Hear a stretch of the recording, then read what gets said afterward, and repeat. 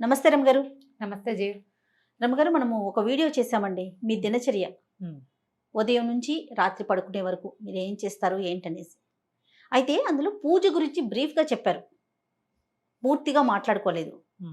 మరి ఈరోజు అసలు మీరు ప్రతిరోజు చేసే నిత్య పూజ ఏ విధంగా చేస్తారు, ఏం మొక్కుతారు? మొక్కులు మాకు చెప్పరేమో బహుశా. ఏం చేస్తారు రమ్ గారు? ఎట్లా? సాధారణ పూజ చేయాలి. అవునా? అంటే నా పెళ్ళికి ముందుకి పెళ్ళికి తర్వాతకి తేడా ఉంది. మా శాఖలు వేరు. సో అమ్మ వాళ్ళ ఇంట్లో పూజా విధానం ఒక రకం. అందులో రోజు ఆడపిల్లలు ఇంట్లో ఉన్న వాళ్ళందరూ పూజించే విధానాలు అవి తెలీదు. మా అమ్మ దేవతార్చన చేసేటప్పుడు ఏవో స్తోత్రాలు వరుసగా ఆవిడ చదువుకుంటుండేవారు. అవి విని విని విని నాకు దేవతార్చన విధానం అలవాటైంది, బాగా వచ్చింది. కాకపోతే అది దానికి ప్రత్యేకంగా మడిగట్టుకోవాలి, మా పెరమాళ్ళని అందరూ ముట్టుకోరు. మా ఇంట్లో విధానం అది. ఈ అత్తవారింట్లో పూజా విధానం వేరు. అమ్మ వాళ్ళది నిలుబొట్టు, అత్తగారి వాళ్ళది అడ్డబొట్టు. ఓకే. ఈ బొట్టు తేడాతోటి పూజా విధానాల తేడాలు ఉంటాయి. తులసి పూజ అవి మా ఇంట్లో అలవాట్లేదు. మరి మా వాళ్ళల్లో ఎవరైనా చేస్తారేమో. తులసితోటి స్వామిని పూజిస్తాం, కానీ తులసికి పూజ తెలియదు అనమాట. నోములు వ్రతాలు అవి ఉండవు మాకు. పుట్టింట్లో లేవన్నమాట, నోములు ఉండవు. ఈ మన పౌర్ణమి నోములని, వరలక్ష్మి వ్రతము, తర్వాత మంగళగౌరి వ్రతాలు అవి ఏం చెయ్యం మేము. ఓకే. అక్కడ ఉండవు. వాళ్ళకి ఆ సిద్ధాంతం కాదనమాట, వాళ్ళ సిద్ధాంతం వేరుగా ఉంటుంది. అయితే తర్వాత కొంచెం కాస్త మేము పెద్దవాళ్ళం అయ్యాక వినాయక చవితి ఒకటి బాగా చేసుకుంటూ ఉండేవాళ్ళం. తర్వాత వరలక్ష్మి వ్రతం పూజ చేసుకోవటం, లక్ష్మీ పూజే కదా, ఆడపిల్లలకి మంచిదని మా రంగపిన్నో మా ఆండక్కో ఎవరో వాళ్ళిద్దరిలో వాళ్ళు ప్రవేశపెట్టారు. వరలక్ష్మి వ్రతం అప్పుడు మా అమ్మ పూజ, మాకు మా దేవతార్చన అయిపోతే విడిగా మేము ఒక పీట పెట్టుకుని బంగారపు వస్తువు ఏదైనా పెట్టుకుని వరలక్ష్మి వ్రత విధానం పుస్తకం చదువుకుని పూజ చేసుకునేవాళ్ళం. అదే మాకు తెలుసు, అంతకంటే తెలియదు. అత్తవారింటికి వచ్చాక వీళ్ళ పూజా విధానం అవి కొంచెం వేరుగా ఉంటాయి. వీళ్ళకి నోములు అవి ఉన్నాయి. మూగిదానికైనా 3 నోములే అని 3 వేలు చూపించేవారు మా అమ్మగారు. ఓకే. మా వారి నాయనమ్మ, అత్తగారు లేరు కదా, సో మా వారి నాయనమ్మ ఉండేవారు, మా అమ్మగారు ఉండేవారు. 3 నోములు అని వరలక్ష్మి వ్రతం చేయించారు. మంగళగౌరి నోములు పట్టించారు, 5 సంవత్సరాలు చేయవలసింది. తర్వాత ఏమో పువ్వు తాంబూలం పండు తాంబూలం నోము ఒకటి నోయించారు. తర్వాత 16 ఫలాల నోము అదొకటి పట్టించారు అనమాట. వరలక్ష్మి వ్రతం ఏటా చేసుకునేది. క్రమంగా ఇది నేను నేర్చుకున్నా. అయితే ఈ మామగారు అప్పుడప్పుడు ఉంటుండేవారు కానీ రెగ్యులర్గా ఎప్పుడు నాతోటే లేరు, ఎప్పుడైనా వచ్చేవారు. ఆవిడ పూజా విధానాన్ని నాకు నేర్పించేసే ప్రయత్నం చేయలే.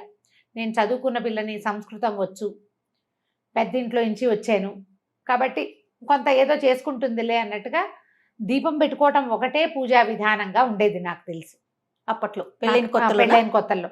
ఆయన మావారు సంధ్యావందనం చేసుకోవటము, ఆయన జపం చేసుకోవటం చిన్నతనంలో వాళ్ళకి ఉపనయనాలు చేసేసారు 7-8 ఇయర్స్కే. అప్పటి నుంచి ఆయన వాళ్ళకి బాగా అలవాటు. మా మరుదులు కూడా చాలా బుద్ధిమంతులు ఆ విషయంలో. పొద్దున్నే లేచేసి సంధ్యావందనం చేసుకోవటము, సొంతంగా జపం చేసుకోవటము అది ఉండేది. ఓకే. ఈ పూజ ఏముంది, నేను దీపం పెట్టుకోవటం, 4 పువ్వులు పెట్టడం, ఏదైనా పళ్ళు నైవేద్యం పెట్టడమే చేసేదాన్ని. దీపం కూడా ఆయన ఒకసారి పెట్టేసేవారు, నేను మళ్ళీ అందులో కొంచెం నూనె వేసేదాన్ని, అలాగే చేసేదాన్ని. ఒక 3-4 సంవత్సరాల పాటు వరలక్ష్మి వ్రతం, మంగళగౌరి నోములు, ఏదైనా సత్యనారాయణ వ్రతం చేసుకుంటే అది తప్ప మొదటి 4 సంవత్సరాల పాటు నేను ఏమీ పెద్దగా శ్రద్ధగా చేసింది అయితే లేదు. ఇవన్నీ నిజాలే, ఇందులో దాచేందుకు ఏం లేదు. అయితే 4 ఏళ్ళు మా పెద్ద అబ్బాయికి ఒక ఏడాది ఇంచుమించుగా 1.5 వయసు ఉండగా మా వారికి కొంత పరిచయస్తులు, బహుశా బాబాయ్ గారి ఫ్రెండ్స్, వీరి మావయ్యకి ఫ్రెండ్స్ అనమాట. ఫ్రెండ్ ఒక ఆయన మోహన్ రావు గారు, వారి పేరు తలుచుకుంటేనే చాలా సంతోషంగా ఉంటుంది. ఆయన నాకు చెప్పారు, అమ్మ లలితా సహస్రం చదువుకోండి మీరు. నా పెళ్లి నాటికి నాకు లలితా సహస్రం రాదు.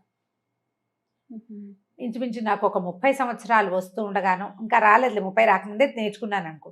మా పెద్దక్కయ్య లలిత కామ్యం, అందరూ చదవకూడదు అనేది. మా ఇళ్లలో అసలు లలితా శాస్త్రం చదివే పద్ధతే లేదు. అయితే ఒకసారి చెప్పడానికి మొదలుపెట్టింది. మేము ఒక 20-15 శ్లోకాలు నేర్చుకున్నాం. మా అక్కయ్య నోటికి చెప్పేది. అక్కయ్య చదువుకోవటమే, అయితే అక్కయ్యకి చెప్పడం వచ్చు. నేను ఎట్లా చెప్తున్నా అట్లా మా పెద్దక్కయ్య చెప్పేది. నేను, మా చుందు, మా ఆఖరక్కయ్య, మా పెద్దక్కయ్య గారు అమ్మాయి, అట్లా మేము ముగ్గురు. మాకు తొందరగా వస్తాయి, సంస్కృతం ఒకటి ఉంది కదా. ఒక 18 శ్లోకాలు ఏమో 20 శ్లోకాలు చెప్పుకుని ఉంటాం అంతే, అంతకంటే చెప్పుకోలే. ఆయన లలితా శాస్త్రం చెయ్యండి అని చెప్తే ఇక అప్పుడు రోజు చదవటం నేర్చుకోవడం కోసం నేనే సొంతంగా చదువుకున్నా. అందరికంటే నాకు ప్లస్ ఏంటంటే నాకు సంస్కృతం రావటం, వాచాదోషాలు లేకుండా చదవటం వచ్చు. ఒక పదాన్ని అక్కడ ప్రింట్లో తప్పుంటే ఈ అక్షరం ఇట్లా ఉండకూడదు, ఇది కాదు అయి ఉంటుంది, పదం ఇది కాదు అని నేను సరి చేసుకోగలను. నాకు డౌట్ వస్తే మా ఐదొకే వసంత తను పిహెచ్డి సంస్కృతంలో, తనకు ఫోన్ చేసి వసు ఏమిటో ఇక్కడ ఇలా ఉంది, ఈ పదం కరెక్ట్ అంటావా అని అడిగితే మా అక్కయ్య అయినా కరెక్ట్ చేసేది. 4-5 పదాలు మా అక్కయ్య కరెక్ట్ చేసింది, మిగిలినవన్నీ నేనే కరెక్ట్ చేసుకున్నాను. అట్లా లలితా సహస్రం చదవటం అలవాటైంది. రోజు అప్పుడు చదువుకునేవారు రోజు చదివేదాన్ని. ఇప్పుడు కూడా చదువుతా కానీ అంత అప్పుడు నేర్చుకోవడం కోసం ప్రతిరోజు పెద్ద స్వరంతో పెద్ద గొంతుగా తన వాయిస్ పెద్దది. ఆ తర్వాత నన్ను ఖడ్గమాల వైపుకి తిరిగింది మనసు. లలిత ఖడ్గమాల ఈ 2 దేవి ఖడ్గమాల కూడా అవి చాలా అట్రాక్ట్ చేస్తాయి అన్నమాట. తర్వాత అంటే మా పెళ్ళైన ఒక 10-11 సంవత్సరాలకి మా మామగారు చేసేవారు రెగ్యులర్గా దసరా ఉత్సవాలు 10 రోజులు ఉత్సవాలు చేయటం మా ఇంట్లో అలవాటు ఉంది. మా వారికి ఏదో ఒక ఉత్సాహం వచ్చింది, తను చేద్దాం అనుకున్నారు. అప్పటి నుంచి మొదలుపెట్టి ఇప్పటిదాకా దసరాలు చేస్తూనే ఉన్నాం మేము. దసరా ఉత్సవాల కోసం ప్రత్యేకంగా కలశం పెట్టుకోవటము మా ఇంట్లో ఉంది. నవరాత్రులు చేస్తారు. నవరాత్రులు చేస్తాం. 10 రోజులు పగలు ఉపవాసం, రాత్రి భోజనం, 2 పూట్ల లలిత ఖడ్గమాల ఇవి చదువుకోవటం. నాకు అప్పటి నుంచి త్రిశతి చదవటం అలవాటైంది. ఓహో. లలిత సహస్రము ఖడ్గమాల కంటే కూడా త్రిశతి విపరీతంగా ఆకర్షించింది నన్ను. అది చదువుతూ ఉంటే ఎలా వస్తుందంటే ఒక పూనకం వచ్చినట్టు ఉంటుంది అనమాట. అసలు అమ్మవారి యొక్క ఆవిడ యొక్క శక్తి ఒక్కొక్క పదంలో తెలుస్తూ ఉంటుంది. అర్థం అవ్వటం ఎంత ప్లస్ అంటే నేను భగవంతుడికి కొన్ని లక్షల సార్లు నమస్కారం చేసుకున్నా.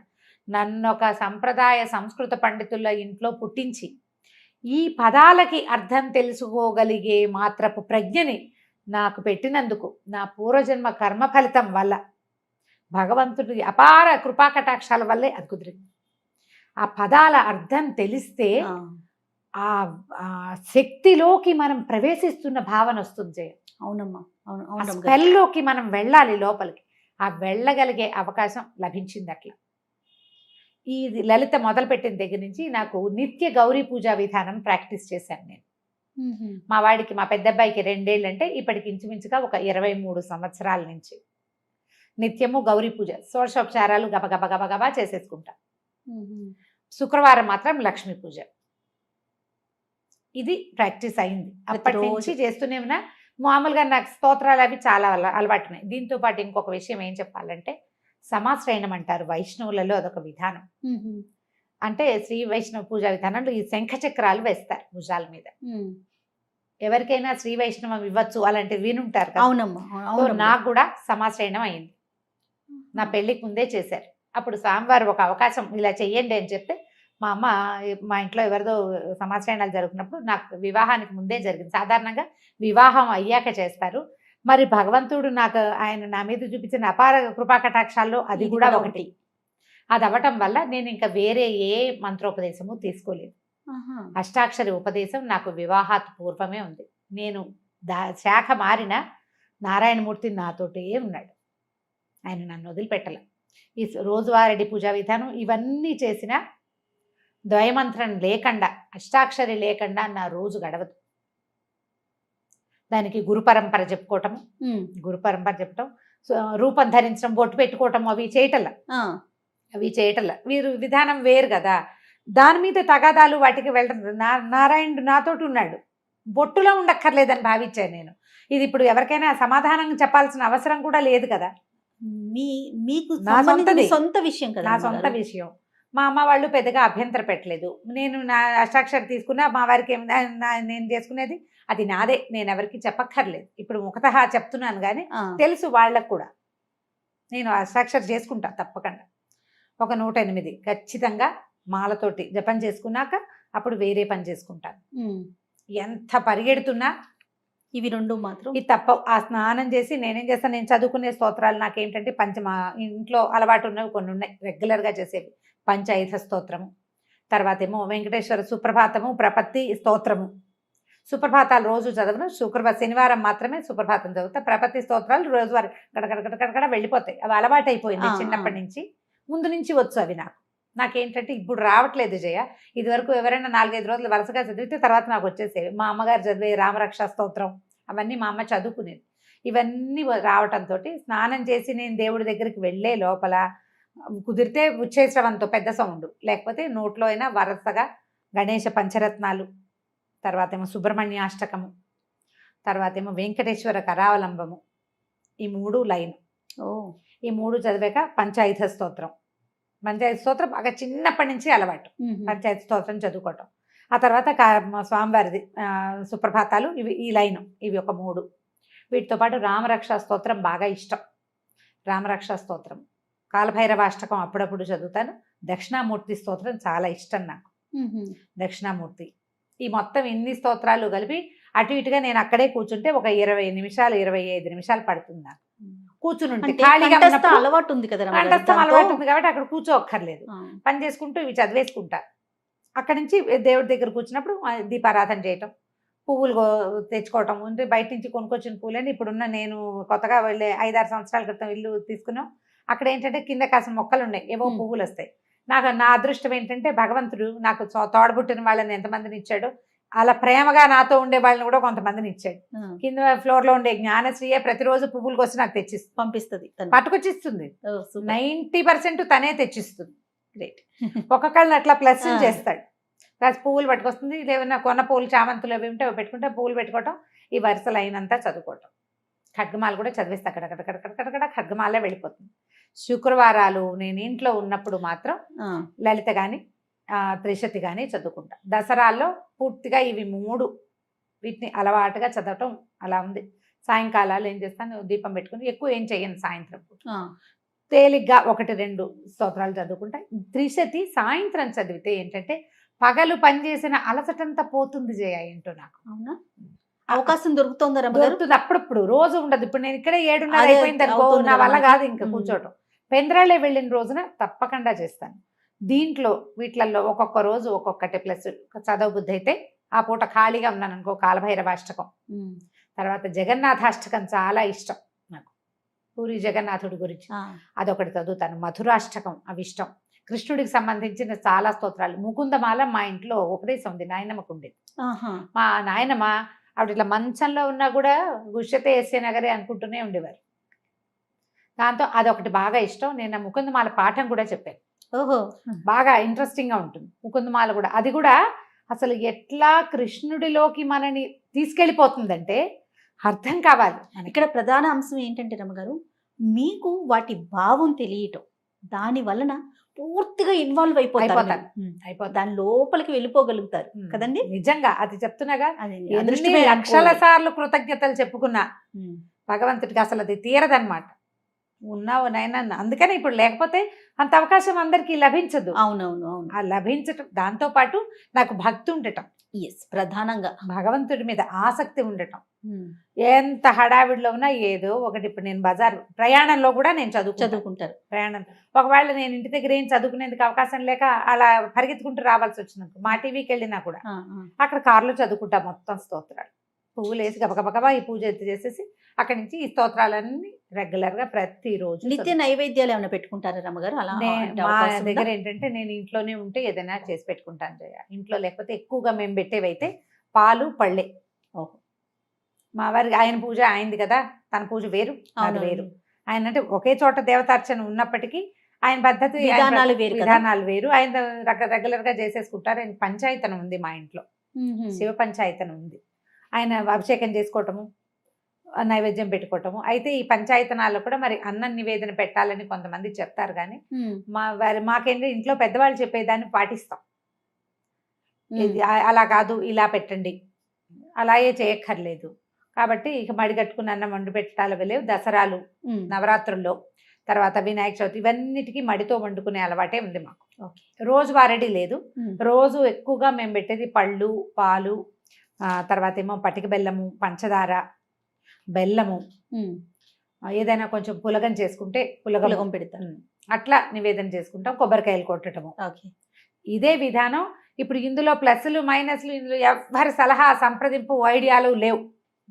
పూర్తిగా మీది కదా, పూర్తిగా నాదే. భగవంతుడు నాకు ఇచ్చిన స్వాతంత్రం ఏంటంటే ఇందులో నన్ను కరెక్ట్ చేసే వాళ్ళని ఎవరిని పెట్టలా నాకు.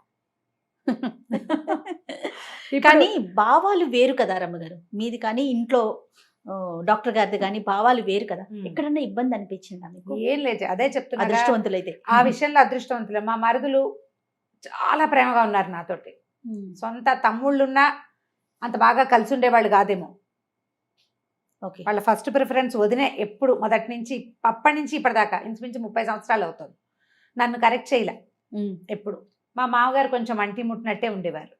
గౌరీ పంచాక్షరి తీసుకోండి అని చెప్పారు ఒకసారి. మిమ్మల్ని తీసుకోమన్నారు ఒక మంత్రం, గౌరీ పంచాక్షరి తీసుకోవచ్చు అని, బాగుంటుంది అని.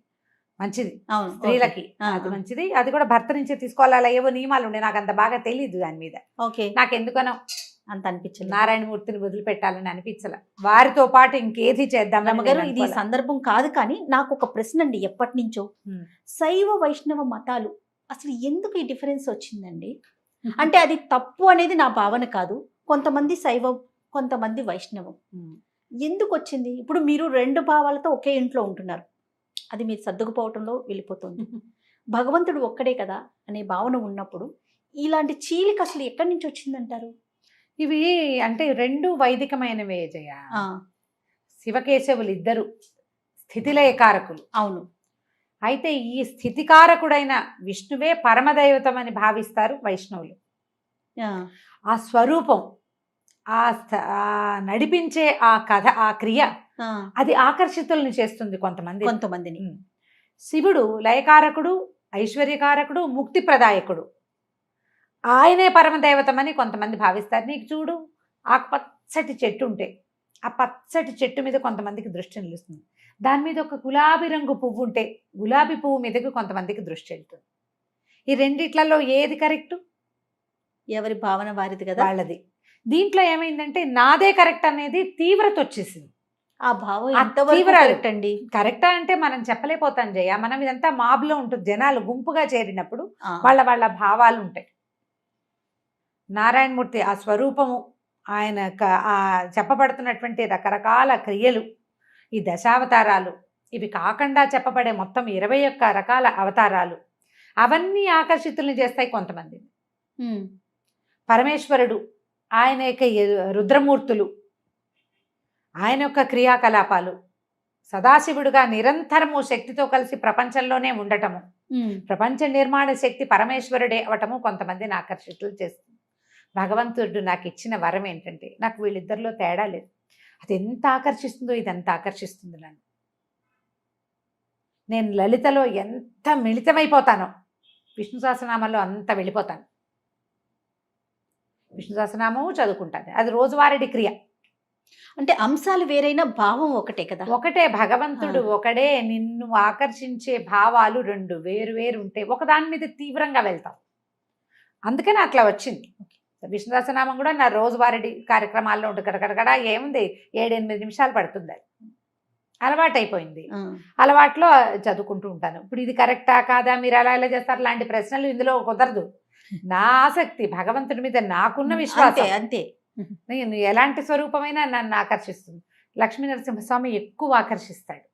మా పుట్టింట్లో ఉండటం వల్ల మాకేమో ఇలవేల్పు నరసింహస్వామి. నాకు అసలు నరసింహస్వామి విగ్రహం ఎక్కడైనా చూస్తే నాన్నని చూసినట్టు ఉంటుంది. నాకు పరిగెత్తుకుంటూ వెళ్ళిపోతాం. అక్కడ నరసింహస్వామి కనపడ్డంటే మావాడు అంతే, అలాగే అనిపిస్తుంది. మా నాన్నని చూసినట్టే ఉంటుంది. నేనే కాదు, మా ఇంట్లో ఉన్న జనమంతా నరసింహస్వామికి అట్లాగే ఆకర్షితులు అవుతారు. మా చిన్నతనం అలవాటును బట్టి అంతే. మా నాన్న కరావలంబం చదివేవారు, నృసింహ కరావలంబం. అది కూడా నాకు కూడా నోటికొచ్చు. మొత్తం మా సమూహం అందరికీ వచ్చింది. కరావలంబం కూడా అట్లాగే ఆకర్షిస్తుంది. ఇంత భక్తి ఉన్నా కూడా నేను కొంచెం ప్రాక్టికల్గా ఉండటమే నా యొక్క భగవంతుడు ఇచ్చిన వరం అనమాట. నాకు ఇన్ని చెప్తున్నారు, ఇన్ని స్తోత్రాలు చెప్తారు, ఇంత పూజా విధానం ఉంది కదా రమ్మగారు. కానీ మీరు మాట్లాడేది ప్రాక్టికల్గా ఎలా చెప్తారంటే, భక్తి ముఖ్యం, భావన ముఖ్యం. భావమే ముఖ్యం. భక్తి ఉండాలి, భావం చాలా ముఖ్యం. అది ఉన్నప్పుడే మనస్ఫూర్తిగా పూజ చేసుకోగలుగుతాం. అది 5 నిమిషాల అరగంట అనేది పక్కన పెడదాం, అవకాశాన్ని బట్టి. అంతే. రైట్. చాలా బాగుంది రమ్మగారు. నమస్తే. నమస్తే.